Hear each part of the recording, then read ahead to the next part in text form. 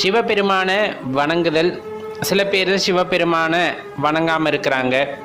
சில பேருக்கு என்னன்னே தெரியவில்லை, அப்படியே தங்களோட வாழ்க்கையை கழித்து கொண்டிருக்கிறார்கள்.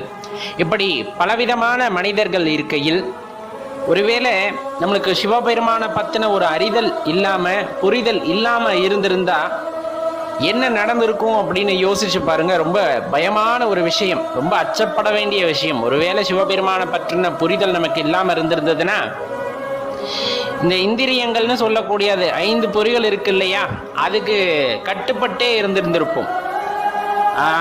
கண்ணு பார்க்கறதெல்லாம் உண்மை நம்பும். பார்த்து ஒரு பொருள் அழகா இருக்கு அப்படின்னா எனக்கு வேணும் அப்படின்னு சொல்லுச்சு அப்படின்னா மனசு அதை கட்டுப்படுத்தி ஆமா அடையணும் அப்படின்னு அதை ஊக்குவிக்குது அப்படிங்கும்போது அதை பின்னாடியே அலைஞ்சுக்கிட்டு இருந்திருக்கும். ஒரு சாப்பாடை சாப்பிட்றோம், அது ரொம்ப சுவையா இருக்கு அப்படின்னு